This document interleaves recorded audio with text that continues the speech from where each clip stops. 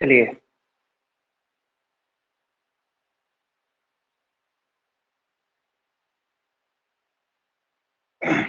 कनिष्क वंश के बारे में बातें कल छूटी थी। यहाँ तक जो हम बात कर रहे थे कि भाई कुषाणों का दो ब्रांच हमारे देश में पाया जाता है, जिसमें एक का बात किया था हमने कड़फिस वंश, जिसकी कल बात करी थी। एक दूसरा है आज कनिष्क वंश, है ना, उसकी भी बात आज कर लेनी है, उसको भी कंप्लीट कर लेंगे आज। तो कनिष्क वंश फेमस वंश है, प्रसिद्ध वंश है, और इसका सबसे प्रमुख जो शासक है कनिष्क, वो सबसे ज्यादा महत्वपूर्ण शासकों की श्रेणी में शामिल है। तो कनिष्क से ही इस वंश की शुरुआत भी होती है ना, और वही इस वंश का सबसे प्रसिद्ध शासक भी रहता है। तो हेडिंग बनाइए, कनिष्क वंश, है ना, और कनिष्क वंश में पहला है कनिष्क, है ना, पहला है कनिष्क।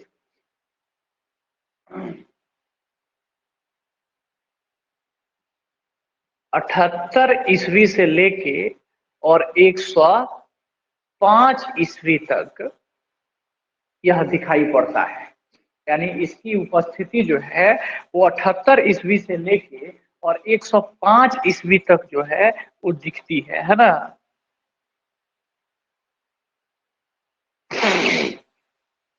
चलिए,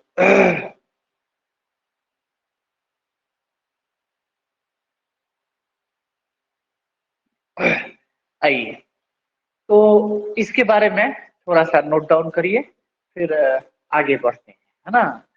अ, सबसे पहली बात कि इसकी अलग अलग इसके कामों को बांट लीजिए। जैसे मान लीजिए कि इसकी राजनीतिक स्थिति क्या रही, इसकी आर्थिक स्थिति क्या रही, है ना।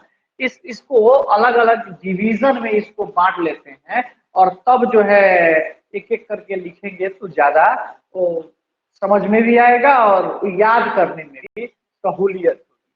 क्योंकि प्रीलिम्स की परीक्षाओं में याद रख पाना ये बहुत बड़ा चैलेंज है, ये बहुत बड़ी चुनौती है। तो इसलिए अगर उसको हम अलग अलग करके अलग अलग दृष्टिकोण से देख लेंगे, राजनीतिक दृष्टिकोण से क्या हुआ, आर्थिक दृष्टिकोण से क्या हुआ, तो फिर उस स्थिति में हम काम करने में ज्यादा सफल हो पाएंगे और याद जो है वो ज्यादा रह पाएगा हम लोगों को। तो आइए हम पहला बात करें उसका राजनीतिक स्थिति, है ना, उसकी राजनीतिक परिस्थिति जो है वो क्या रहती है, उसकी क्या परिस्थिति है। तो चलिए, पहला राजनीतिक स्थिति में पहला पॉइंट, क्योंकि आप जानते हो, मैंने अभी जस्ट पहले आपसे एक बात का चर्चा किया कि भाई जो कनिष्क है वही इस वंश का संस्थापक ही है ना, वही इस वंश को स्थापित भी करता है ना। तो लिखिएगा इसमें पहला कि कनिष्क कनिष्क इस वंश का इस वंश का कहने का मतलब है कनिष्क वंश का, है ना, इस वंश का संस्थापक और पहला राजा माना जाता है। कनिष्क इस वंश का संस्थापक और पहला राजा माना जाता है।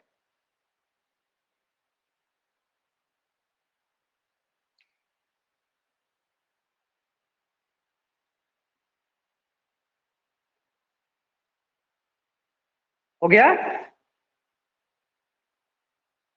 नेक्स्ट, अगला पॉइंट, कनिष्क की दो राजधानियां थी। कनिष्क की दो राजधानियां थी, यानी कनिष्क जो है वह दो राजधानी बनाता है अपने साम्राज्य का, है ना। अपने साम्राज्य की दो राजधानी स्थापित करता है वो। पहला है पुरुषपुर, है ना। पहला है पुरुषपुर, जिसे आज आप पेशावर के नाम से जानते हैं, जो आज पाकिस्तान में है। और दूसरा जो इसका राजधानी है वह है मथुरा, है ना, वह है मथुरा। तो ये दो राजधानियां जो हैं वो उसकी बहुत फेमस हैं।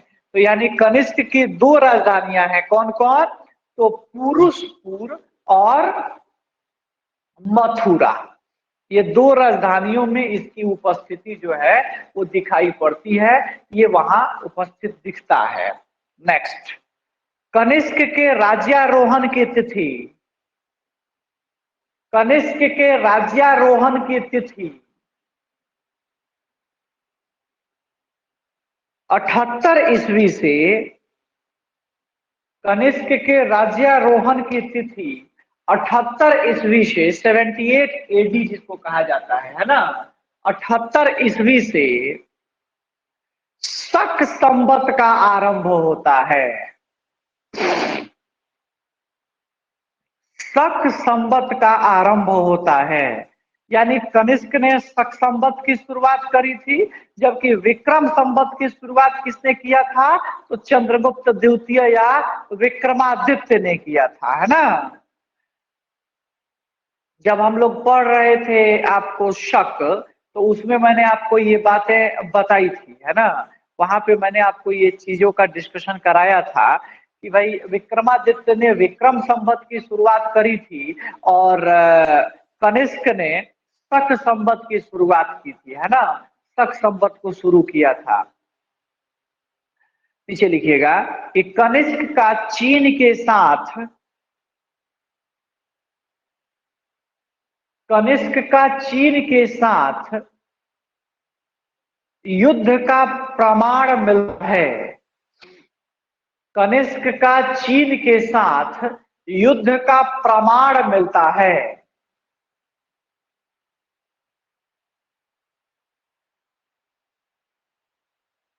युद्ध का प्रमाण मिलता है।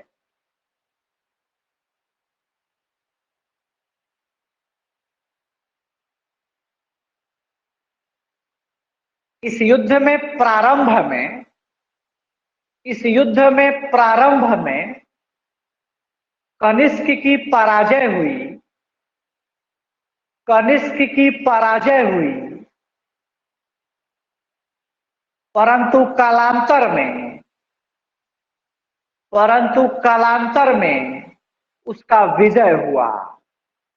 परंतु कालांतर में उसका विजय हुआ, यानी आगे चलकर उसको जीत मिली, है ना। आगे चलकर वह विजयी हो गया। कुल मिला के चीन के साथ युद्ध का प्रमाण जो है वो कनिष्क के साथ युद्ध का प्रमाण मिलता है। इस प्रारंभ में कनिष्क हारा, लेकिन बाद में अंततः उसकी विजय होती है, अंततः वह जीत जाता है। तो कनिष्क की ये कुछ राजनीतिक स्थितियां हैं। पहला, कनिष्क जो है वो कनिष्क वंश का संस्थापक है, महत्वपूर्ण बात। दूसरा, उसकी दो राजधानियां हैं, पुरुषपुर और मथुरा। साथ ही साथ कनिष्क की जो राज्यारोहण की तिथि है 78 ईस्वी, इसी तिथि से शक संवत की शुरुआत होती है। शक संवत को का प्रारंभ माना जाता है। और महत्वपूर्ण बात कि कनिष्क का चीन के साथ युद्ध के साक्ष्य मिले हैं और उसमें कनिष्क प्रारंभ में पराजित होता है, परंतु अंततः कनिष्क की विजय होती है, कनिष्क जीत जाता है ना। चलिए, अब इसका आर्थिक क्षेत्र, है ना, अब इसका आर्थिक क्षेत्र क्या रहा, थोड़ा सा उसको भी जानिए। कि कनिष्क के जो हेडिंग बना लीजिए, आर्थिक क्षेत्र। है ना।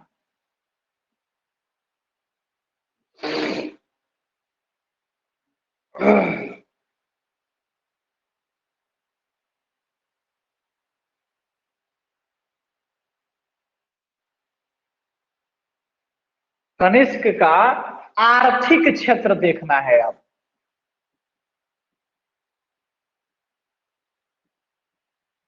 यानी आर्थिक क्षेत्र में कनिष्क ने क्या क्या काम किया है, क्या क्या उसकी भूमिका है, उसको थोड़ा सा यहाँ आप जान लीजिए, यहाँ थोड़ा सा समझ लीजिए। लिखिएगा, एक एक करके पॉइंट लिखते चलिए, चर्चा भी करते चलेंगे। चलिए, कनिष्क के समय कुषाणों का चीन से होकर, कनिष्क के समय कुषाणों का चीन से होकर रोम तक, कनिष्क के समय कुषाणों का चीन से होकर रोम तक जाने वाले रेशम मार्ग पर, जाने वाले रेशम मार्ग पर अधिकार स्थापित हुआ, अधिकार स्थापित हुआ।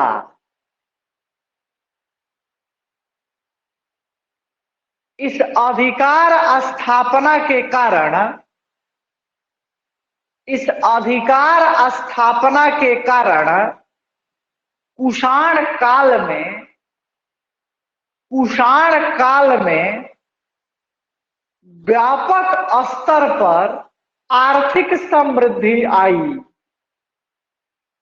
व्यापक स्तर पर आर्थिक समृद्धि आई।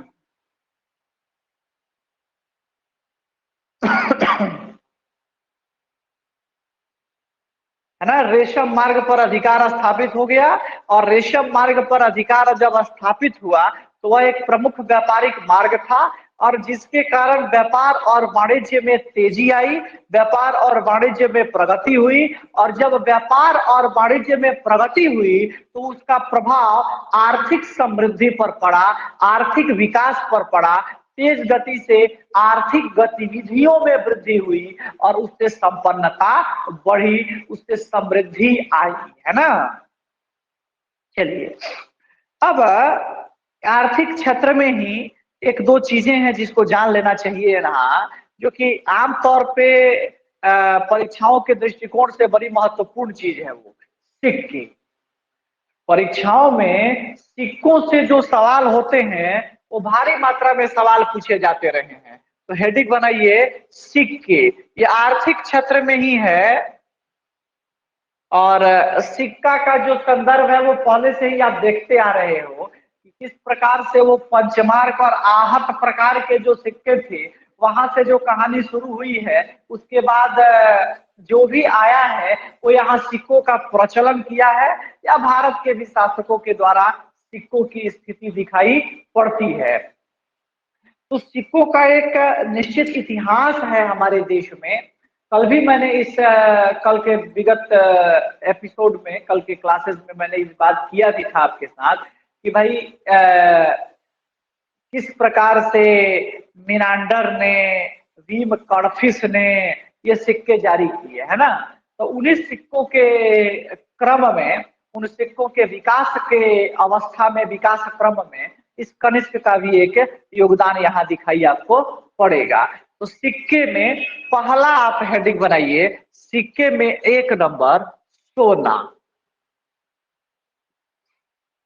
गोल्ड, है ना।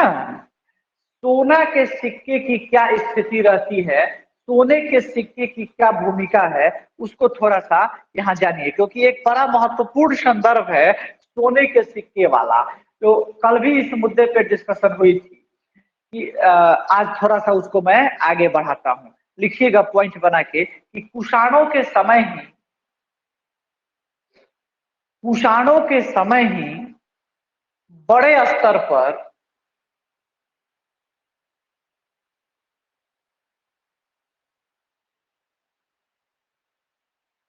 सोने के सिक्के चलाए गए। कुषाणों के समय ही बड़े स्तर पर सोने के सिक्के चलाए गए। ठीक है, देखिए थोड़ा सा सुन लीजिए।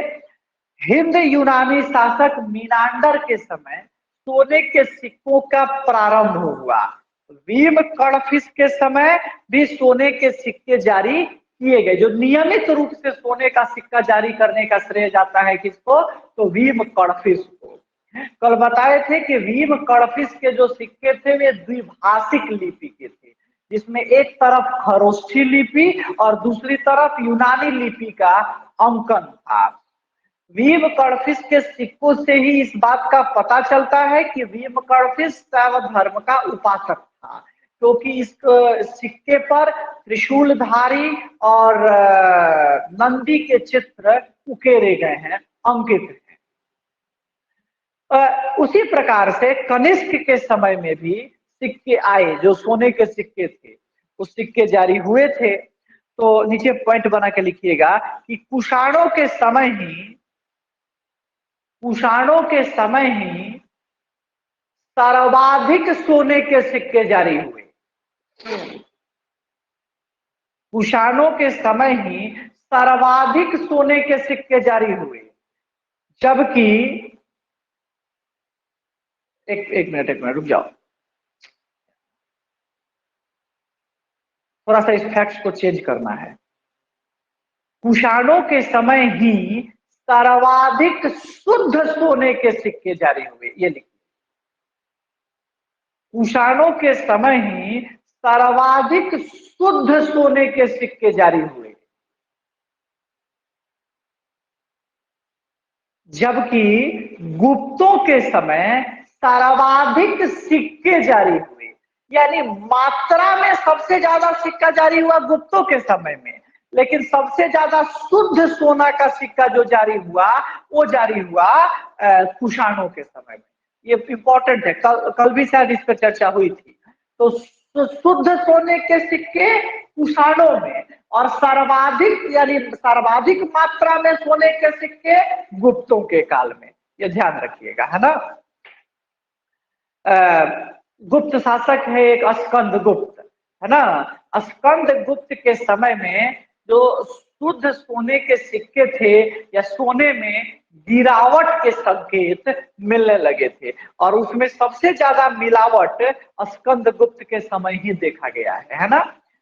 गुप्तों के काल में, स्कंद गुप्त के शासन काल में सबसे अधिक मिलावट की स्थिति जो है वो देखी गई है। सबसे अधिक मिलावट की अवस्था वहां देखी जा रही है ना। चलिए अगला हेडिंग बनाइए, तांबे के सिक्के। तांबे के सिक्के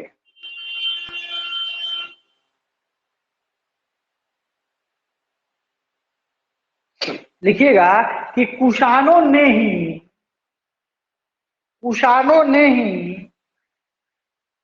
भारत में कुषाणों ने ही भारत में सर्वाधिक तांबे के सिक्के चलाए। कुषाणों ने ही भारत में सर्वाधिक तांबे के सिक्के चलाए, है ना।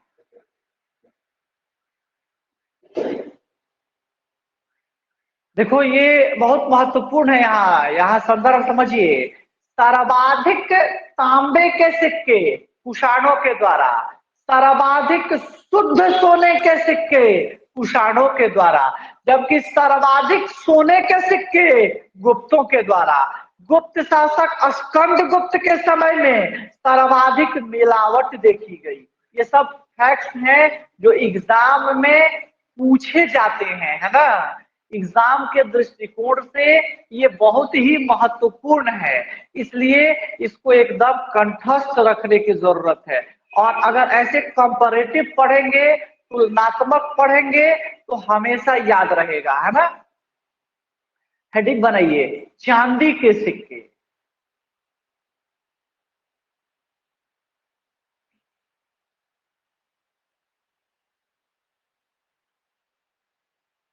लिखिएगा कि कुषाणों ने कुषाणों ने चांदी के सिक्के नहीं चलाए। कुषाणों ने चांदी के सिक्के नहीं चलाए।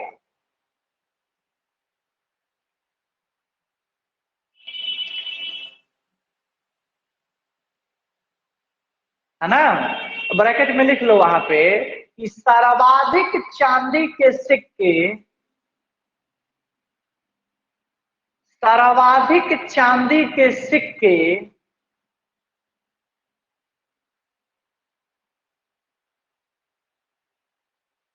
गुप्तों के शासनकाल में चलाया गया।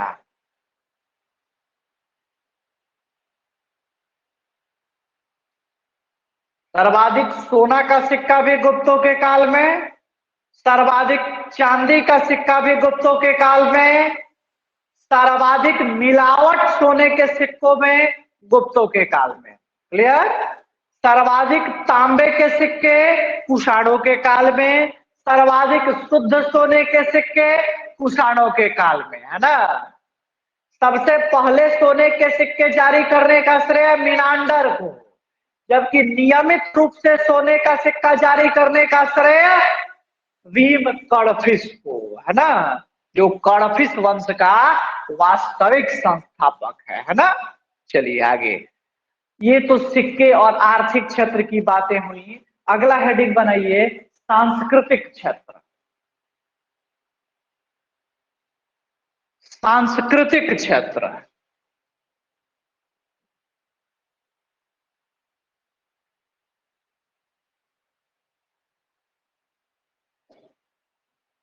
सांस्कृतिक क्षेत्र है ना? सांस्कृतिक क्षेत्र में सबसे पहला चीज है धर्म। है ना? जो रिलीजन है, जो धर्म है, वो क्या है भाई उस समय? तो लिखिएगा कि कनिष्क के समय ही, कनिष्क के समय ही बौद्ध धर्म की, कनिष्क के समय ही बौद्ध धर्म की चौथी संगति हुई। बौद्ध धर्म की चौथी संगति हुई 102 ईस्वी में, याद करिएगा। है ना?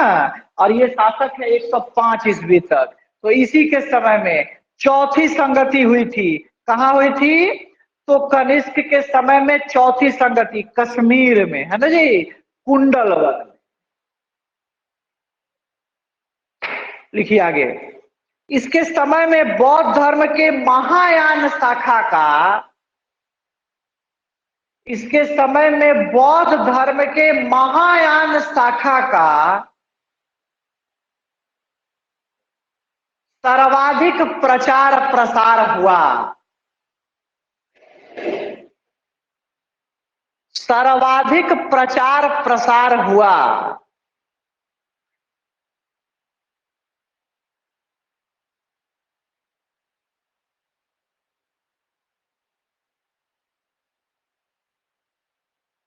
ओके?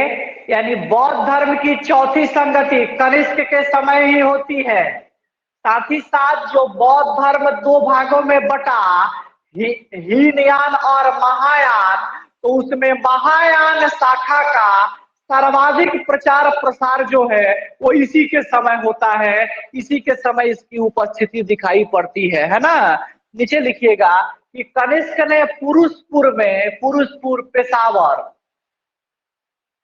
कनिष्क ने पुरुषपुर में एक चैत्य का निर्माण करवाया। चैत्य,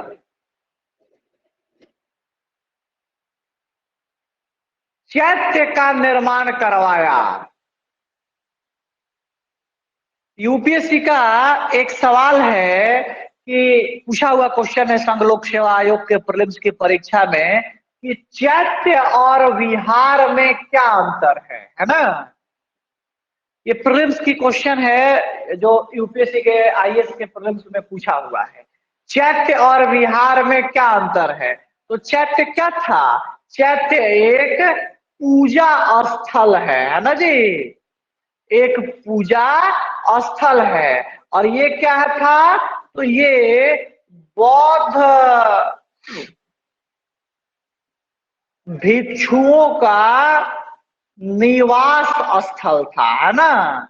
ये बौद्ध भिक्षुओं का निवास स्थल था, विहार। तो ये पूछा हुआ सवाल है, ध्यान रखिएगा, इसको नोट कर लीजिएगा।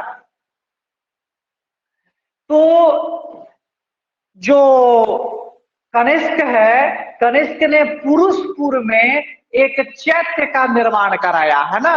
एक चैत्य बनवाया, और लिखिएगा उसी में कि इस चैत्य का वास्तुकार, इस चैत्य का वास्तुकार अगिलस था।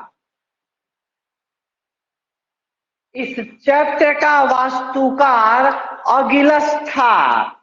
ध्यान रखेंगे, वास्तुकार का मतलब है उस वास्तु को निर्मित करने वाला, है ना। उसका स्थापत्यकार भी कह सकते हैं, उस स्थापत्य को बनाने वाला, उस स्थापत्य को निर्मित करने वाला, है ना। चलिए, तो इस प्रकार से कनिष्क के समय में बौद्ध धर्म की चौथी संगति होती है 102 ईस्वी में। कश्मीर में होती है, कुंडल वन में, है ना।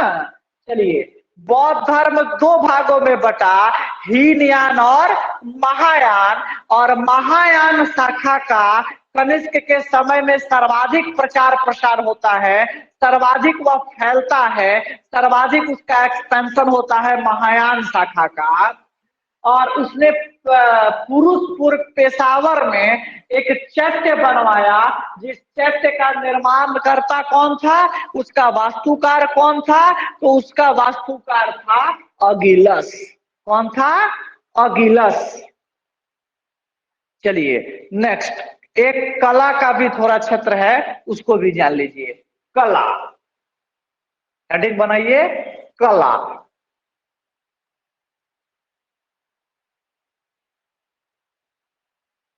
लिखिएगा इसमें कि कनिष्क ने दो प्रमुख नगर बसाए। कनिष्क ने दो प्रमुख नगर बसाए।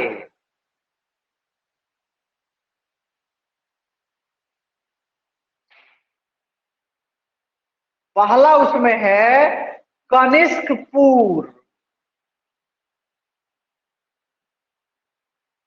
है ना। कनिष्कपुर, जिसे क्या कहा गया, तो जिसे कश्मीर कहा जाता है ना। जिसे कश्मीर कहा जाता है। और दूसरा है एक सिरकप। सिरकप, जो तक्षशिला कहा गया, है ना। जो तक्षशिला कहा गया।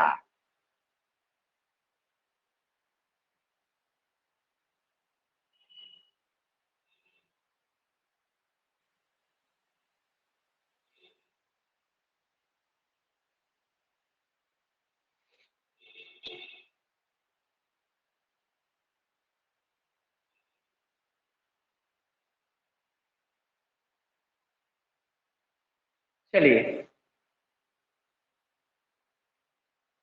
एक चीज और लिखिएगा उसमें नीचे पॉइंट बना के, कि कनिष्क ने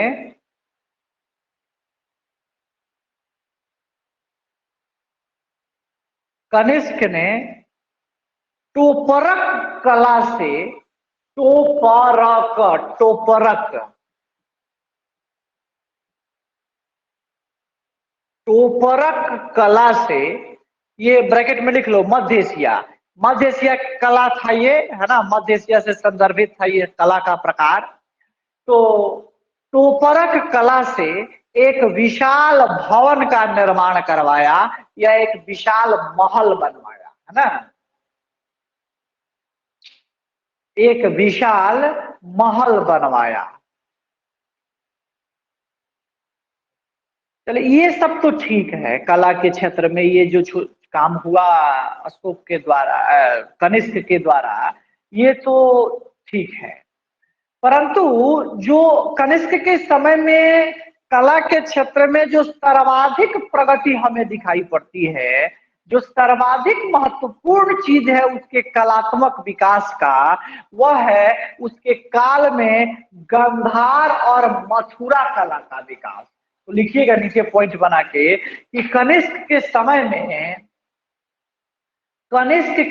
में गंधार और मथुरा कला का, कनिष्क के समय में गंधार और मथुरा कला का सर्वाधिक विकास हुआ। गंधार और मथुरा कला का सर्वाधिक विकास हुआ।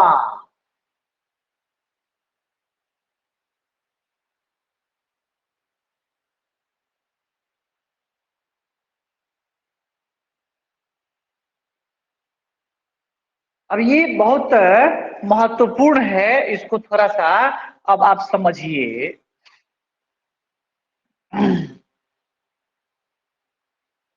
ये एग्जाम के दृष्टिकोण से, खासकर यूपीएससी के परीक्षा के दृष्टिकोण से ये बहुत ही महत्वपूर्ण है ना, बहुत इंपॉर्टेंट है ये, जिसमें संघ लोक सेवा आयोग की परीक्षाओं में ये सब प्रश्न जो हैं वो पूछे ही जाते हैं। और आर्ट एंड कल्चर का जो सेक्शन है, उस आर्ट एंड कल्चर में ये गंधार और मथुरा कला जो है वो बहुत फेमस टॉपिक है, जो आपको बहुत अच्छे से इसको जान लेना चाहिए, समझ लेना चाहिए, क्योंकि एग्जाम में इससे प्रश्न रहते ही रहते हैं, है ना, आते ही आते हैं। इसलिए गंधार और मथुरा कला का जो विकास क्रम हुआ है, तो पहले तो आप गंधार और मथुरा कला के अंतर को समझने के लिए अपने कॉपी में 3 कॉलम बना लीजिए।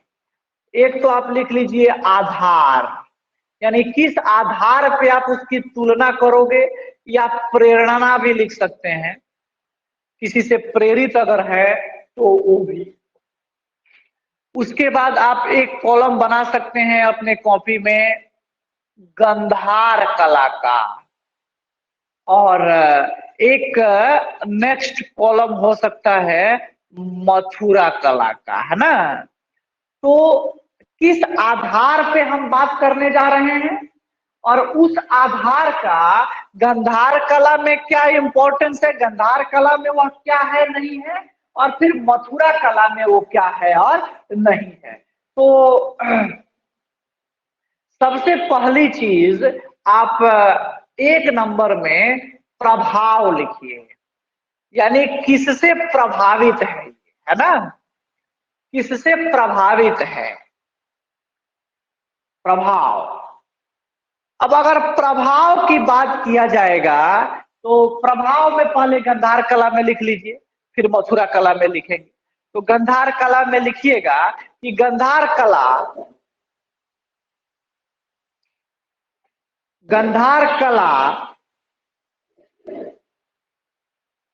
हिंद यूनानियों के समय,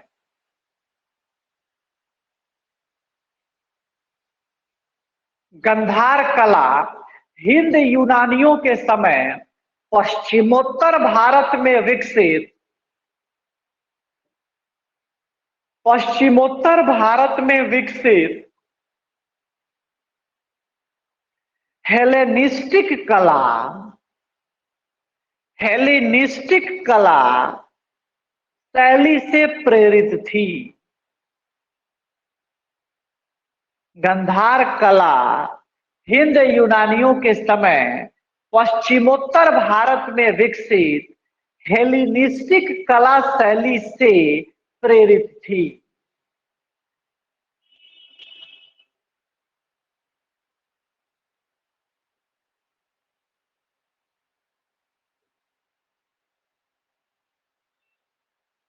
यही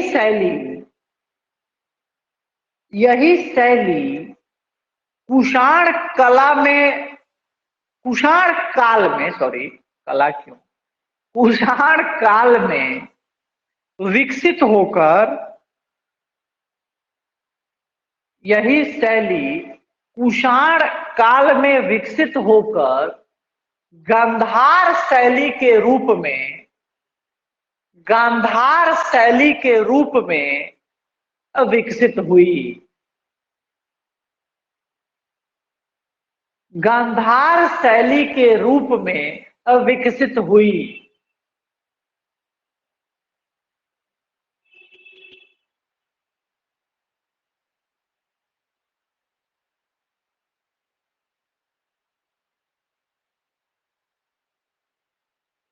ठीक है, तो गंधार कला जो है वो भाई जब हिंद यूनानी आए भारत में पश्चिमोत्तर क्षेत्र में, तो हिंद यूनानियों ने जो कला शैली का विकास किया उन क्षेत्रों में, उसको कहते थे हेलिनिस्टिक कला शैली। और जो ये हेलिनिस्टिक कला शैली विकसित हुई, तो इस हेलिनिस्टिक कला शैली ही आगे चलकर जब कुषाण काल में यह गंधार शैली के रूप में इसका विकास होता है, उस शैली के रूप में यह विकसित होती है। अब आप इसी प्रभाव में मथुरा में आ जाइए। यानी अब जैसे गंधार कला शैली हेलेनिस्टिक कला शैली से प्रभावित है, वैसे ही मथुरा पर किसका प्रभाव है ना? मथुरा पर किसके प्रभाव के फलस्वरूप इस शैली का विकास होता है? तो लिखिएगा कि यह स्वदेशी तत्वों से प्रेरित थी, यह स्वदेशी तत्वों से प्रेरित थी। इसका भी विकास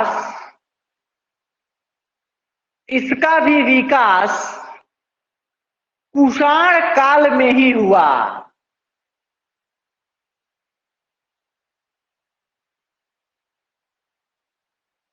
इसका भी विकास कुषाण काल में ही हुआ। इस विकास का एक बड़ा कारण, इस विकास का एक बड़ा कारण मथुरा का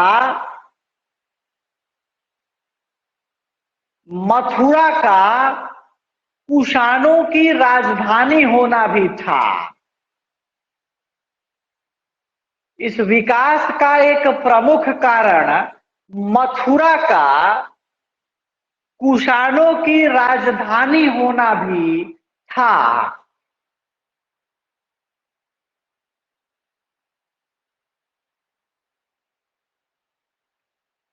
ये महत्वपूर्ण है, इसको समझने का कोशिश करिए। क्या कह रहा है भाई कि जो गंधार कला शैली है वह हेलेनिस्टिक कला के प्रभाव स्वरूप विकसित हुई है, जो हिंद यूनानियों के प्रभाव स्वरूप था। लेकिन मथुरा कला जो है वह स्वदेशी तत्वों से प्रेरित है, वह स्वदेशी तत्वों से उसका विकास हुआ है ना? चलिए अब आइए 2 नंबर। ये तो पहला था प्रभाव, प्रभाव में हमने दोनों का देखा है। अब आइए 2 नंबर, जिसके आधार पे दोनों के बीच तुलना कर सकते हैं, वह है पत्थर। वह है पत्थर, है ना?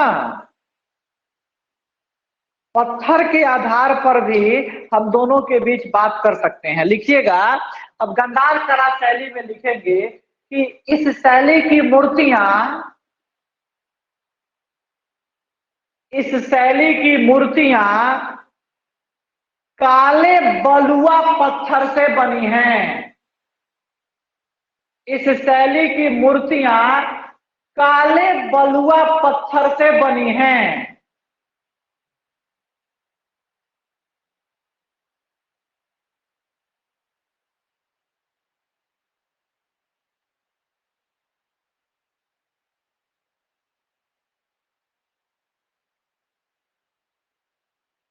पत्थर में, गंधार शैली में किस प्रकार के पत्थर का प्रयोग किया गया है? काला बलुआ पत्थर, है ना? जबकि आप आ जाइए मथुरा शैली में, तो लिखिएगा कि यहाँ की मूर्तियां लाल बलुआ पत्थर से बनी हैं। यहाँ की मूर्तियां लाल बलुआ पत्थर से बनी हैं।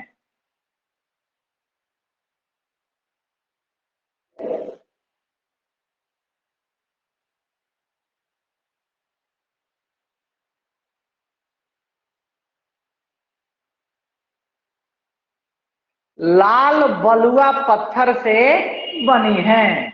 गुड। यानी पत्थरों का अंतर दिख रहा है आपको कि गंधार शैली में काला बलुआ पत्थर और मथुरा शैली में लाल बलुआ पत्थर का संयोग यहाँ आपको दिखेगा, है ना। स्वरूप, तीसरे में आ जाइए तो स्वरूप के बारे में बात कर लीजिए, है ना। इसका स्वरूप क्या है?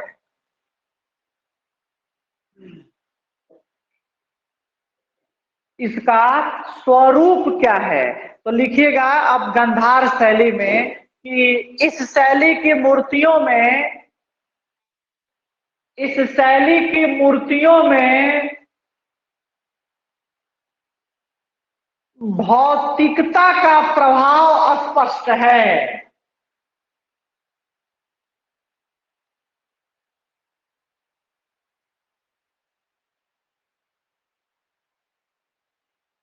ठीक है। गंधार शैली में की जो मूर्ति बनी है वह मूर्ति भौतिकता से प्रभावित ज्यादा है ना।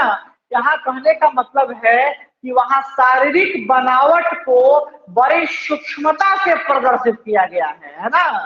जबकि आप अगर मथुरा शैली की बात करें तो लिखिएगा कि इस शैली में आध्यात्मिकता का प्रभाव अधिक है।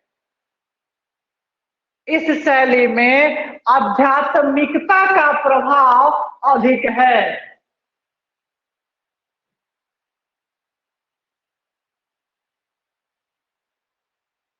चलिए नेक्स्ट 4 नंबर आप जिसके आधार पे तुलना कर सकते हैं, धर्म।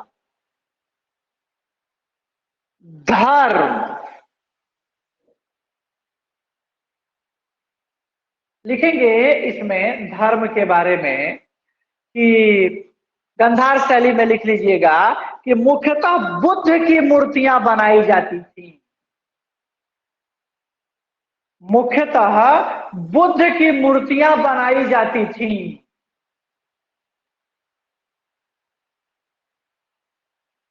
जबकि मथुरा शैली में लिखिएगा कि यहाँ हिंदू, बौद्ध, जैन तीनों की मूर्तियां बनाई जाती हैं।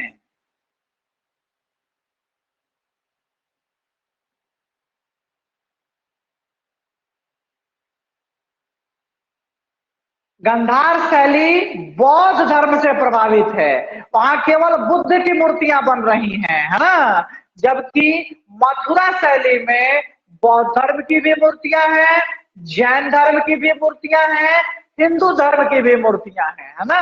वो तीनों से संबंधित है। पांचवा, बुद्ध की मूर्ति पर प्रभाव। आधार में लिखिएगा 5 नंबर, बुद्ध की मूर्ति पर प्रभाव। जो बुद्ध की मूर्तियां बनी है गंधार शैली में और मथुरा शैली में, दोनों में क्या अंतर है ना। दोनों किस चीज से प्रेरित हैं, दोनों की अभिप्रेरणा क्या है। तो बुद्ध की मूर्ति पर प्रभाव में गंधार शैली में लिखिएगा कि इस शैली में बनी बुद्ध की मूर्तियों पर, इस शैली में बनी बुद्ध की मूर्तियों पर यूनानी देवता अपोलो का प्रभाव है। इस शैली में बनी बुद्ध की मूर्तियों पर यूनानी देवता अपोलो का प्रभाव है।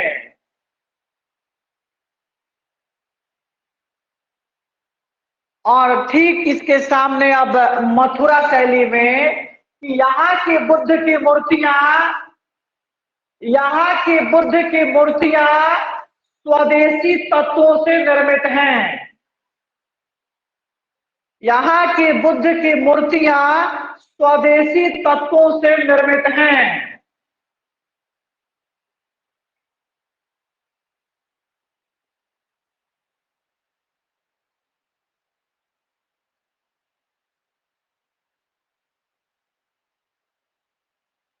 चलिए ये एक पूरा टॉपिक हो गया जिसमें हमने कनिष्क के समय जो गंधार और मथुरा कला शैली का विकास हुआ, तो दोनों के बीच जो मूलभूत अंतर रहे उसका एक तुलनात्मक विवरण मैंने इस चार्ट के माध्यम से आपके समक्ष रखा है ना।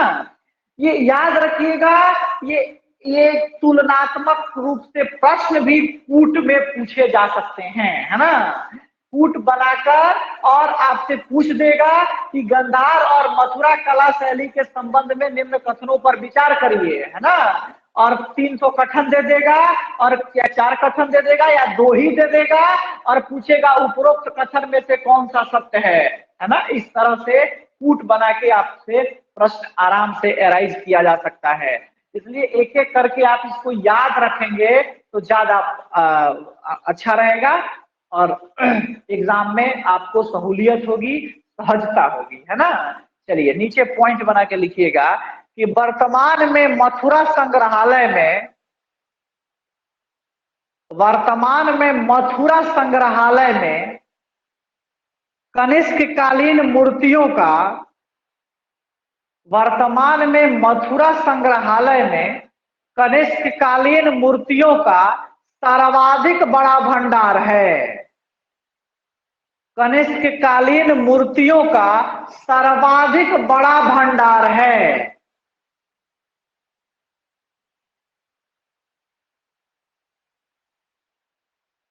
नीचे लिखिएगा, कनिष्क की सिर विहीन मूर्ति, कनिष्क की सिर विहीन मूर्ति कोमा महावीर की मूर्ति, कनिष्क की सिर विहीन मूर्ति महावीर की मूर्ति मथुरा से प्राप्त कुछ प्रमुख मूर्तियां हैं। मथुरा से प्राप्त कुछ प्रमुख मूर्तियां हैं। चलिए, ये कनिष्क के काल का राजनीतिक विवरण, कनिष्क के काल का आर्थिक विवरण और कनिष्क के काल का सांस्कृतिक विवरण, ये आपके समक्ष रहा है, ये आपके पास रहा है ना। अब आप हेडिंग बनाइए, कनिष्क कालीन प्रमुख विद्वान, कनिष्क कालीन प्रमुख विद्वान।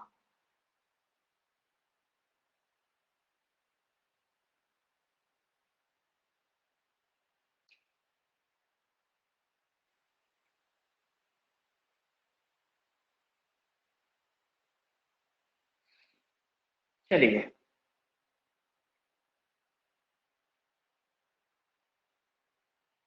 लिखिएगा, नाम लिख लीजिए, और एक जो जिसके बारे में विवरण होगा उसके बारे में लिख लेना होगा। पहला वसुमित्र, पहला वसुमित्र।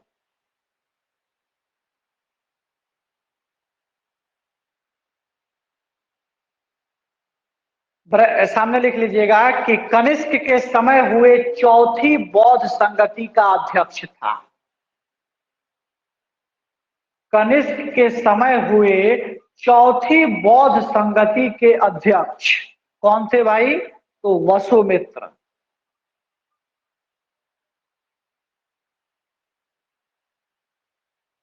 ओके, नेक्स्ट पॉइंट, दूसरा अश्वघोष। अश्वघोष,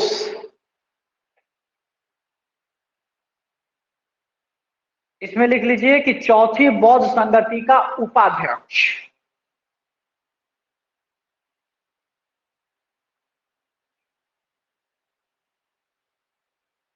उपाध्यक्ष हो गया।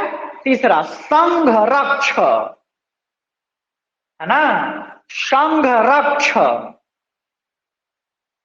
डैश कनिष्क का पुरोहित। ये जो था कनिष्क का पुरोहित था। नेक्स्ट चौथा होगा शायद पार्श्व, आ जाना चाहिए लिखने, पार्श्व, है ना। पार्श्व के बारे में लिख लीजिएगा, इसके सामने डैश देखिए कि इसी के सलाह पर कनिष्क के समय चौथी बौद्ध संगति बुलाई गई थी। इसी के सलाह पर कनिष्क के समय चौथी बौद्ध संगति बुलाई गई थी।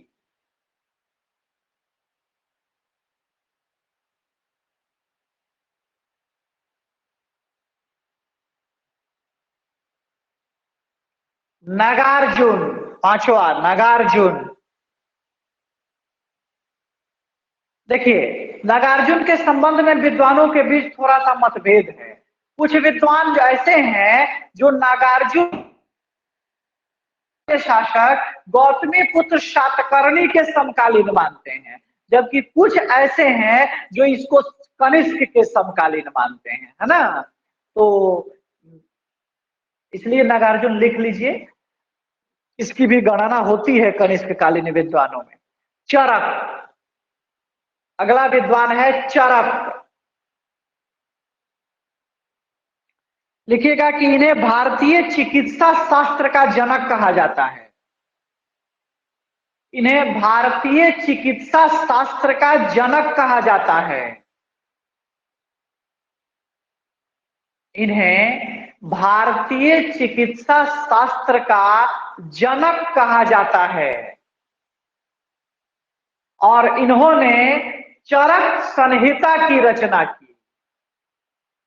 इन्होंने चरक संहिता की रचना की।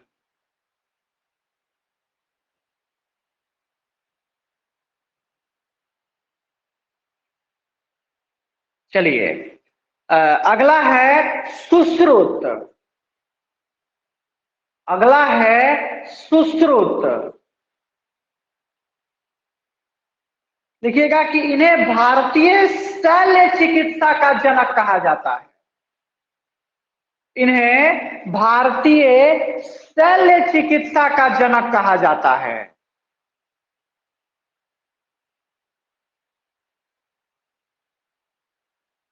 और इन्होंने सुश्रुत संहिता की रचना की। इन्होंने सुश्रुत संहिता की रचना की।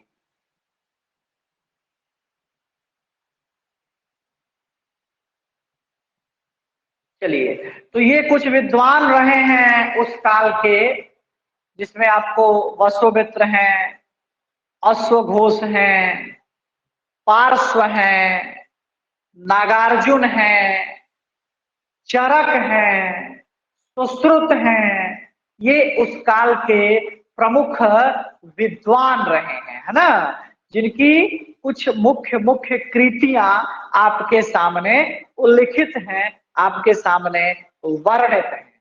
हेडिंग बनाइए, कनिष्क के बाद के शासक। कनिष्क के बाद के शासक।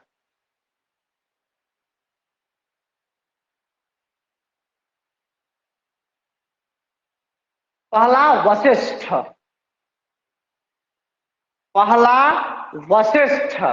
देखो, इसके बारे में कुछ खास बात है नहीं, इसलिए ये कुछ इंपॉर्टेंट चीज नहीं है, इसलिए इसको ऐसे ही नाम लिख के छोड़ दीजिए। दूसरा लिखिए हुविस्क।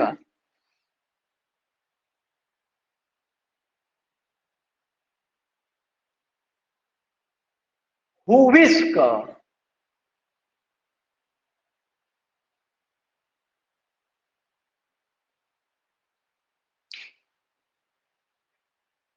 लिखिएगा इस हुविस्क के बारे में पहला पॉइंट, यह शैव एवं वैष्णव दोनों का उपासक माना जाता है। यह शैव और वैष्णव दोनों का उपासक माना जाता है। शैव वे कहलाते हैं जो भगवान शिव के उपासक हैं, और वैष्णव वे कहलाते हैं जो भगवान विष्णु के उपासक हैं, है ना। तो हुविस्क को माना जाता है कि यह शैव भी था और वैष्णव भी था। नेक्स्ट, आगे अगला पॉइंट, कुषाण कालीन शासकों में, कुषाण कालीन शासकों में इसके ही सिक्कों पर, यानी हुविस्क के सिक्कों पर, है ना, जो सिक्के हुविस्क ने जारी किए, उन सिक्कों पर। तो कुषाण कालीन शासकों में इसके ही सिक्कों पर सर्वाधिक हिंदू देवी देवताओं का उल्लेख है या अंकन है भी लिख सकते हैं। इसके ही सिक्कों पर सर्वाधिक हिंदू देवी देवताओं का अंकन है।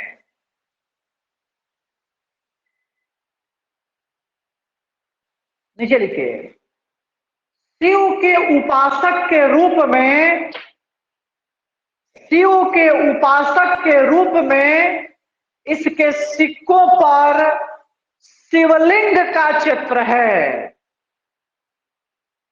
इसके सिक्कों पर शिवलिंग का चित्र है।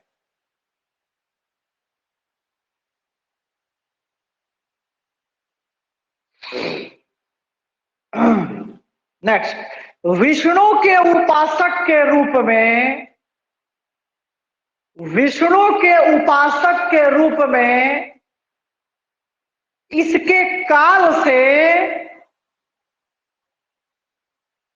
इसके काल से विष्णु के चतुर्भुजीय सिक्के मिले हैं। विष्णु के चतुर्भुजीय सिक्के मिले हैं, यानी विष्णु के 4 भुजा वाला चित्र इसके सिक्कों पर मिला है ना। और जो शिव का भी, शिवलिंग का भी चित्र इसके सिक्कों पर मिला है। और इसी से यह प्रमाणित होता है कि यह शैव और वैष्णव दोनों का उपासक है। नीचे लिखिए, हुविस्क ने, हुविस्क नगर, हुविस्क नगर की स्थापना की। हुविस्क ने हुविस्क नगर की स्थापना की।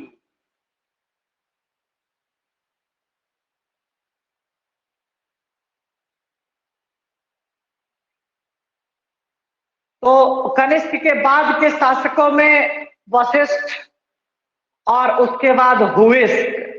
तीसरा, जो तीसरा शासक है वह है वासुदेव, है ना। जो तीसरा शासक है वह है वासुदेव।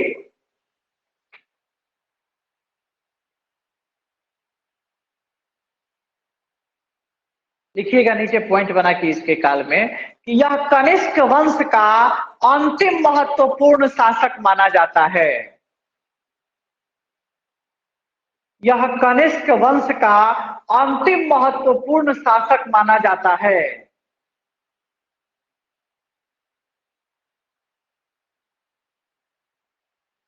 नीचे पॉइंट बना के लिखिए, हुविस्क की भांति यह भी, हुविस्क की भांति यह भी शैव और वैष्णव दोनों का उपासक है।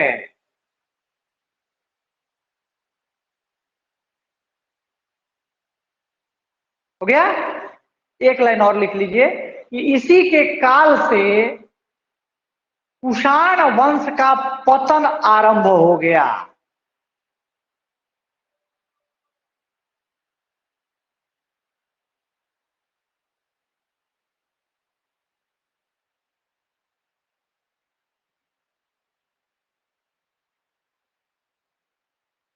हो गया।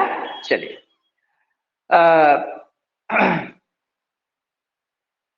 उधर मध्य एशिया में ईरान वगैरह के क्षेत्रों में ससमनी वंश ने अपना प्रभाव स्थापित कर लिया और इधर भारत में गुप्तों वगैरह ने अपना प्रभाव स्थापित कर लिया और ये पतन हो गया, इनका ये समाप्त हो गया। ये खत्म होता है कुषाण, है ना। कुषाण समाप्त होता है। अब जो महत्वपूर्ण संदर्भ हमारा है वह है शातवाहनों का, है ना। तो कल उसकी बात आपके साथ करेंगे, है ना। चलिए, मिलते हैं पॉलिटी की क्लास में। थैंक यू आप।